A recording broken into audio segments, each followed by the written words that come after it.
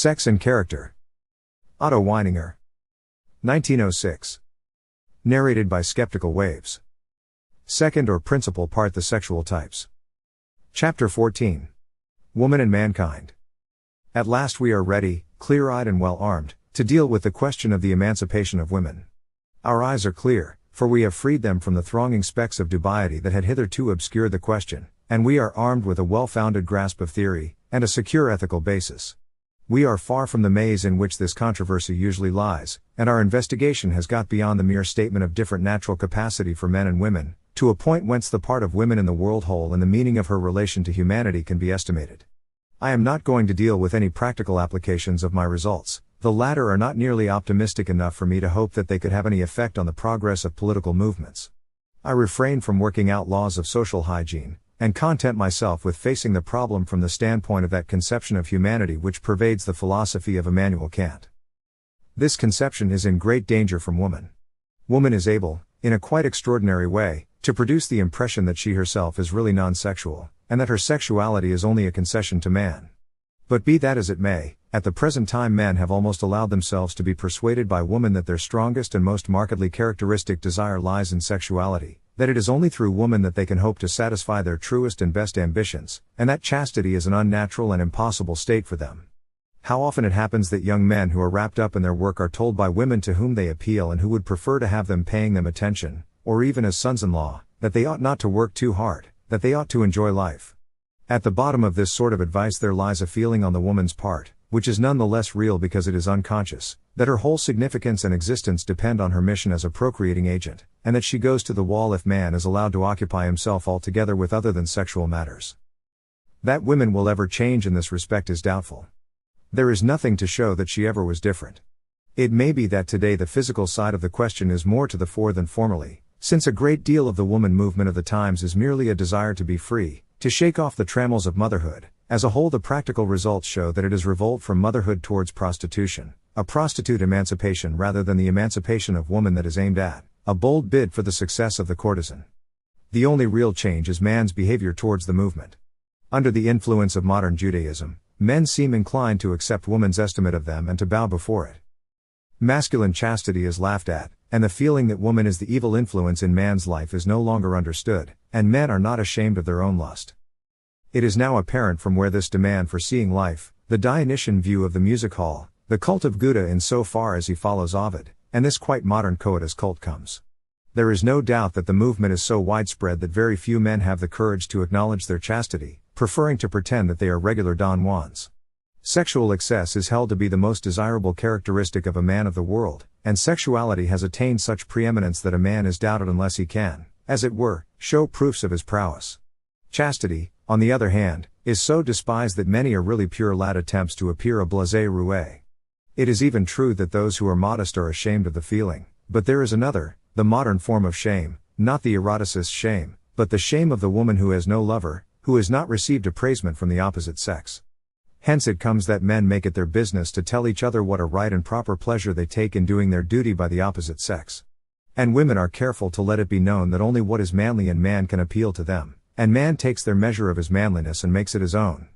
Man's qualifications as a male have, in fact, become identical with his value with women, in women's eyes. But God forbid that it should be so, that would mean that there are no longer any men. Contrast with this the fact that the high value set on women's virtue originated with man, and will always come from men worthy of the name. It is the projection of man's own ideal of spotless purity on the object of his love.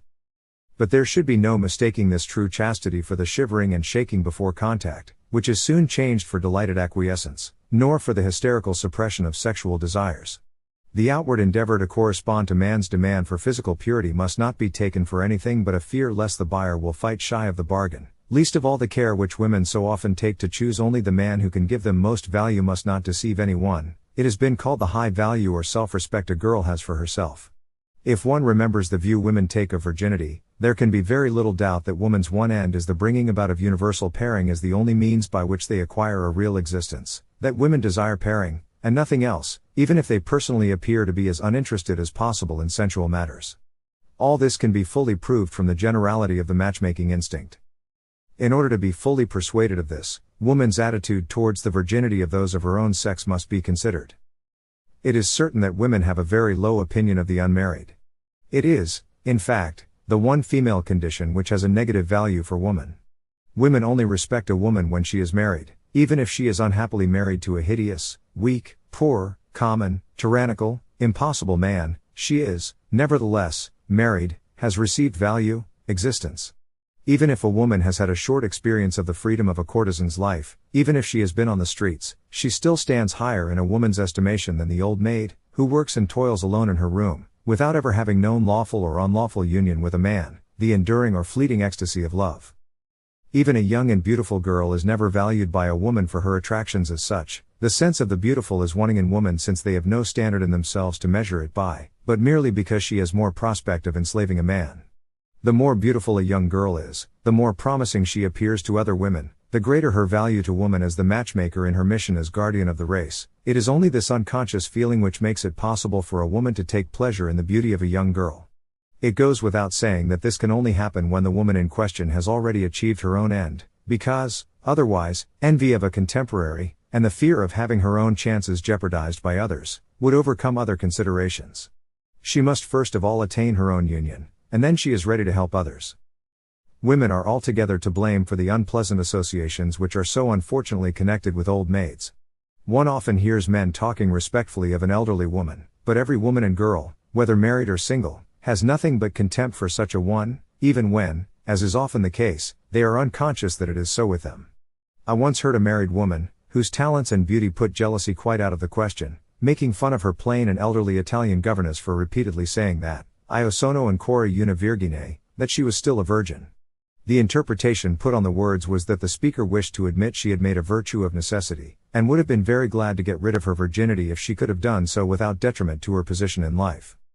This is the most important point of all. Women not only disparage and despise the virginity of other women, but they set no value on their own state of virginity, except that men prize it so highly. This is why they look upon every married woman as a sort of superior being.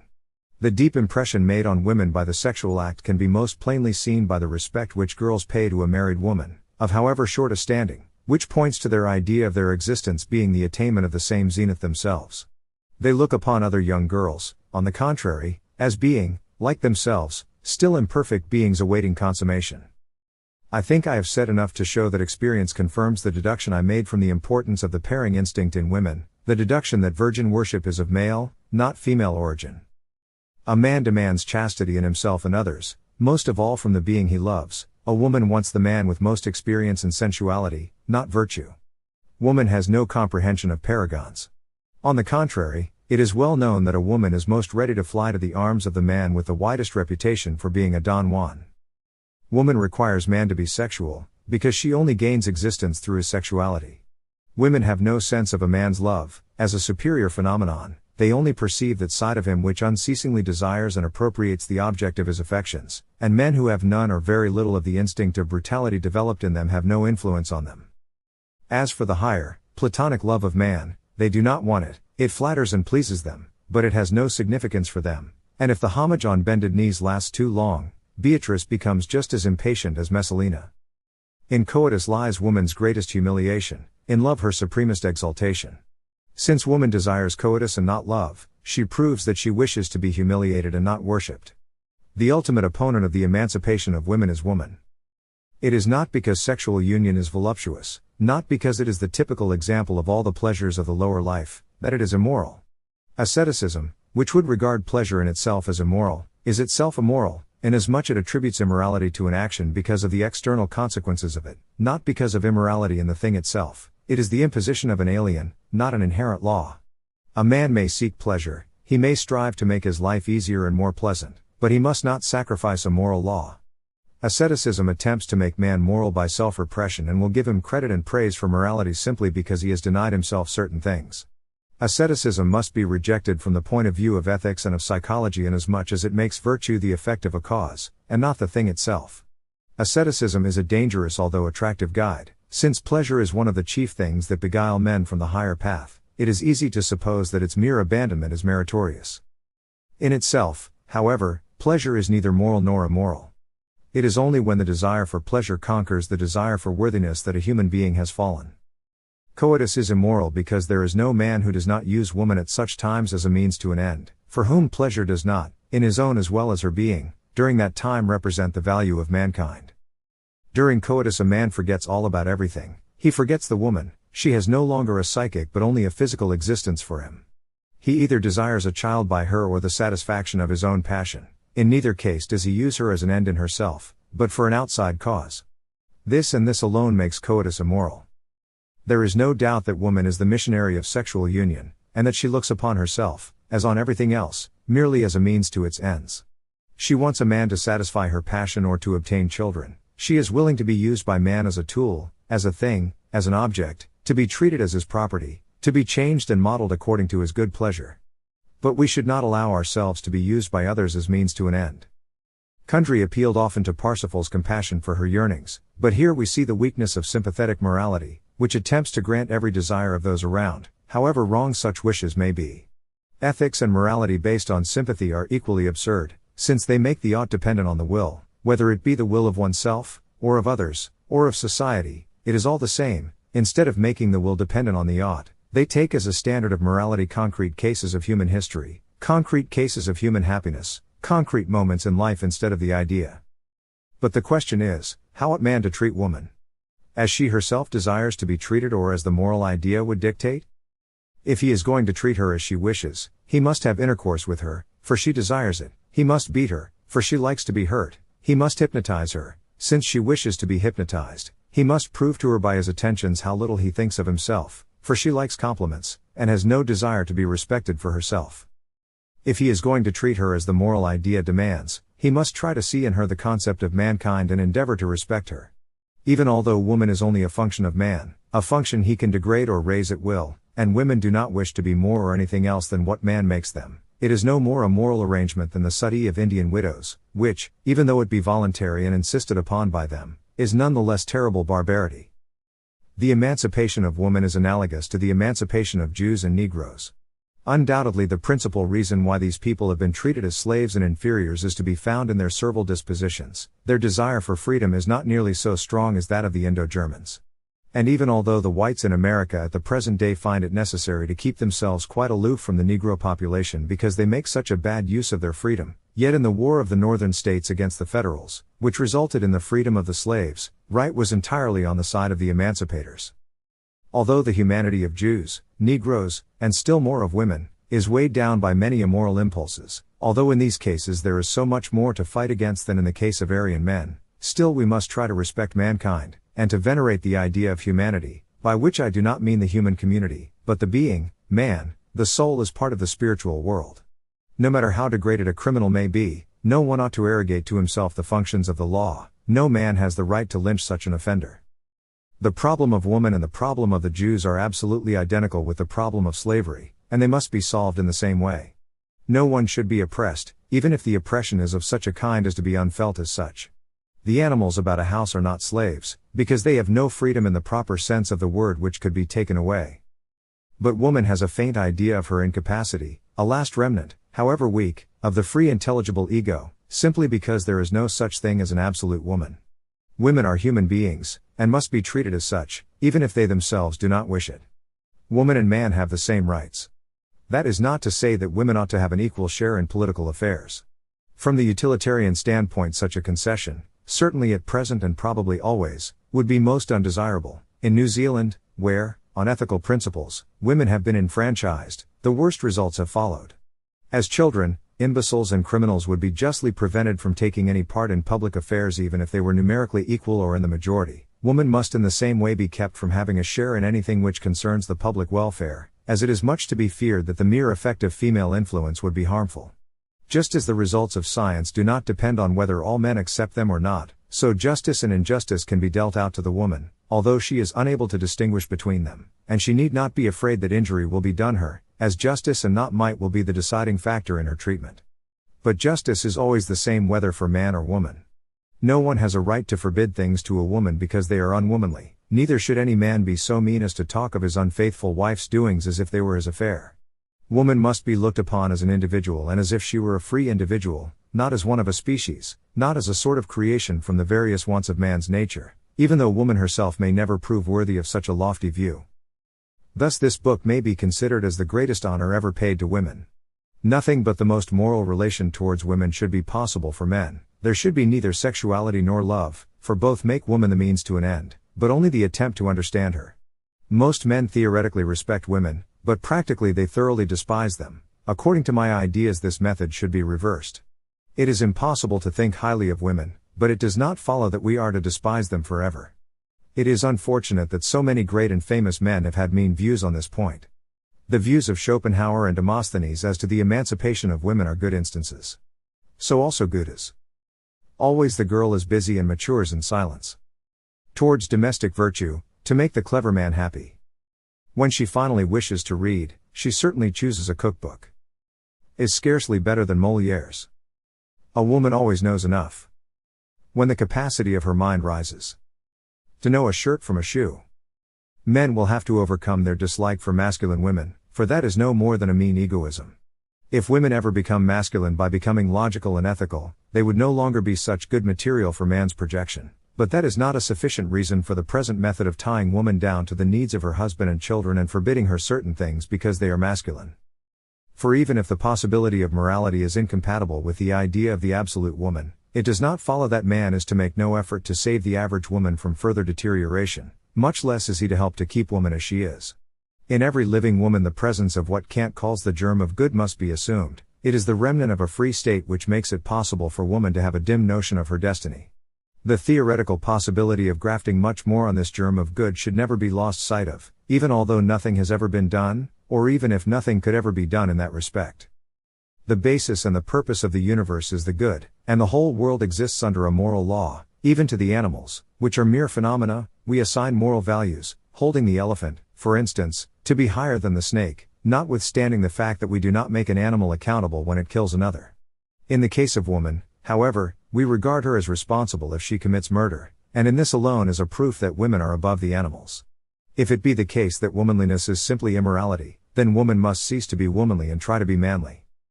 I must give warning against the danger of woman trying merely to liken herself outwardly to man, for such a course would simply plunge her more deeply into womanliness.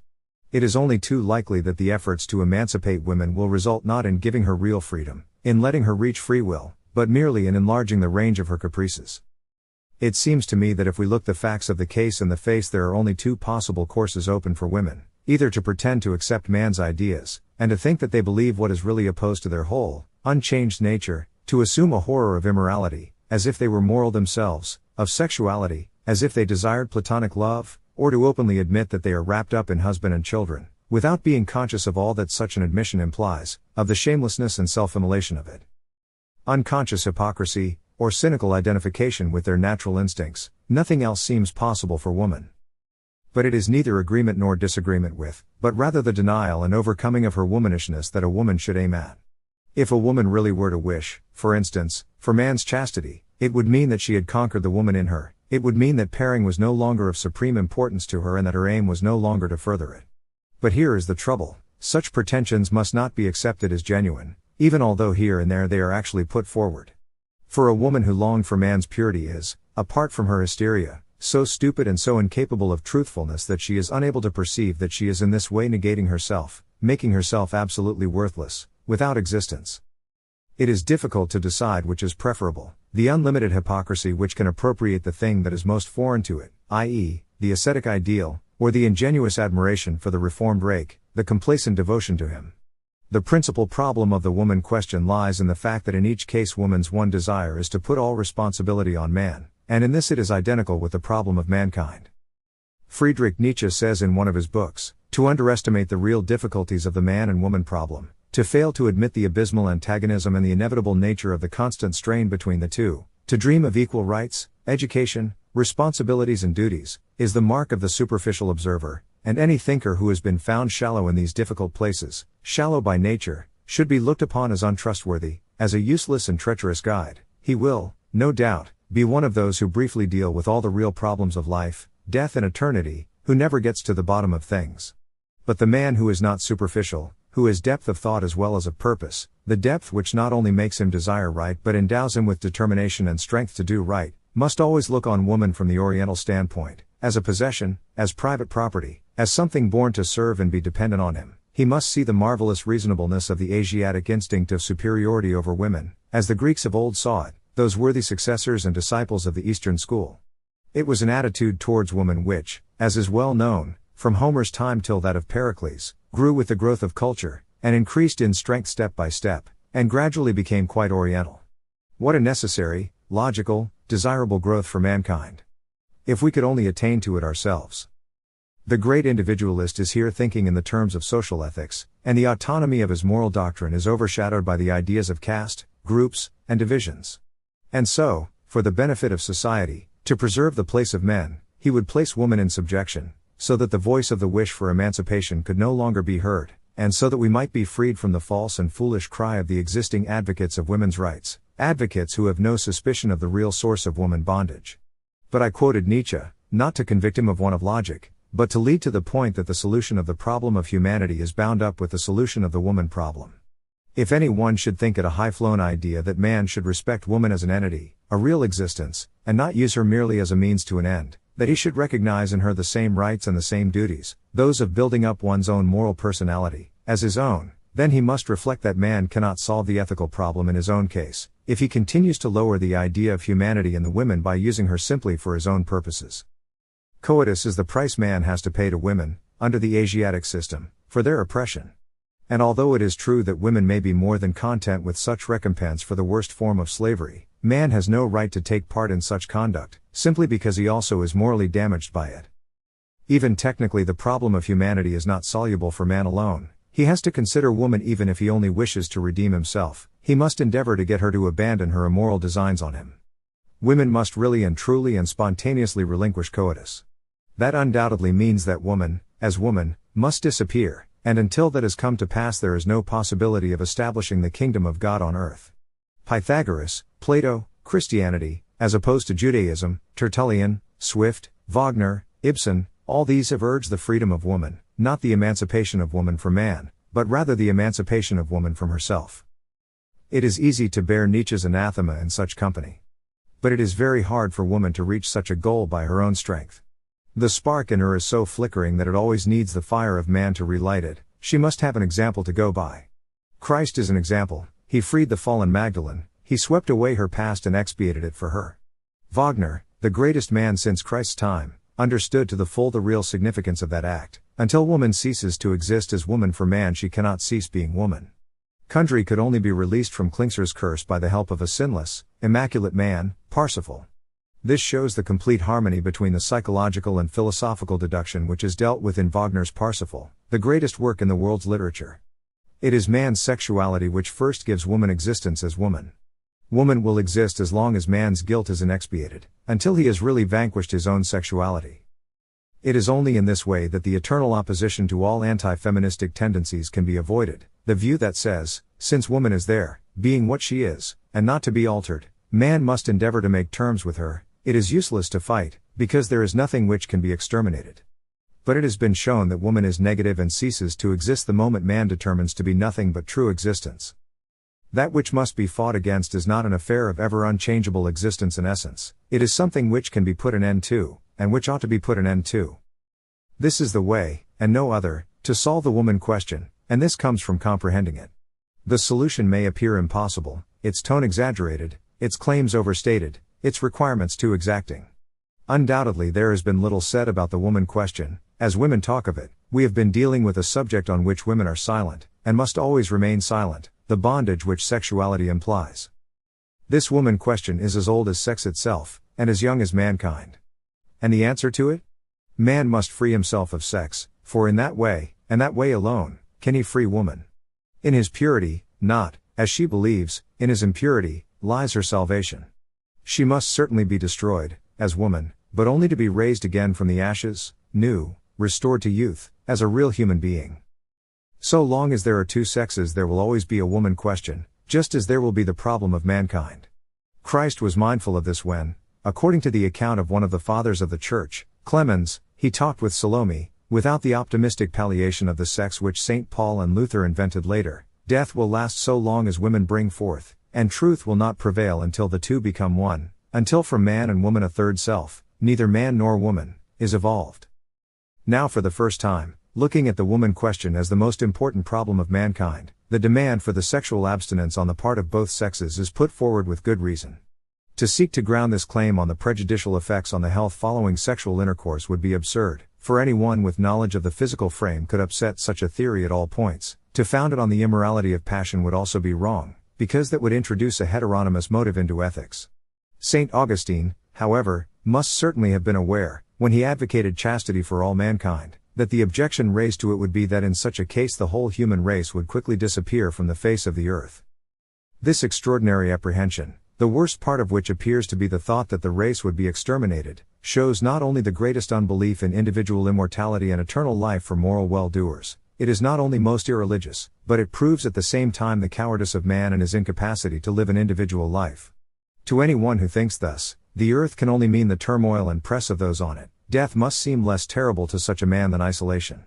If the immortal, moral part of his personality were really vigorous, he would have courage to look this result in the face. He would not fear the death of the body, nor attempt to substitute the miserable certainty of the continuation of the race for his lack of faith in the eternal life of the soul.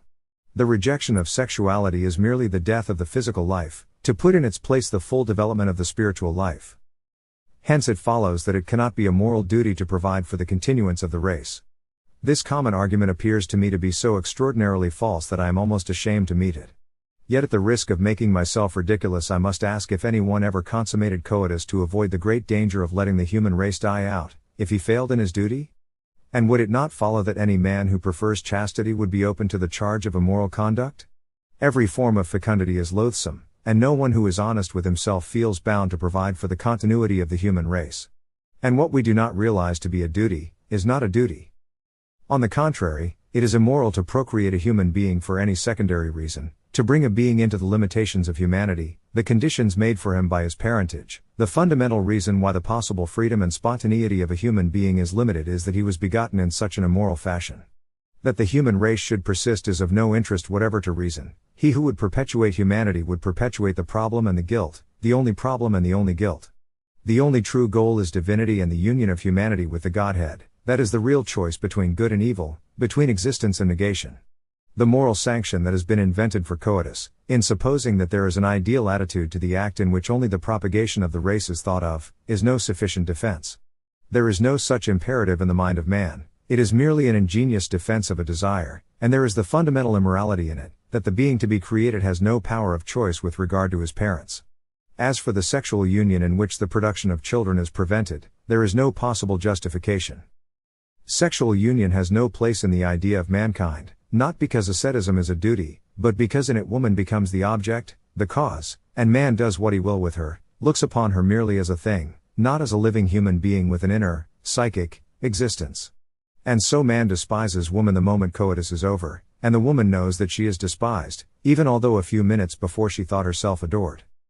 The only thing to be respected in man is the idea of mankind. This disparagement of woman, and himself, induced by coitus, is the surest proof that it is opposed to that idea of mankind.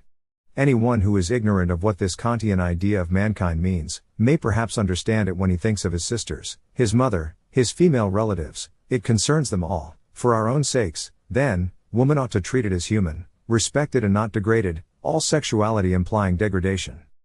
But man can only respect woman when she herself ceases to wish to be object and material for man. If there is any question of emancipation, it should be the emancipation from the prostitute element.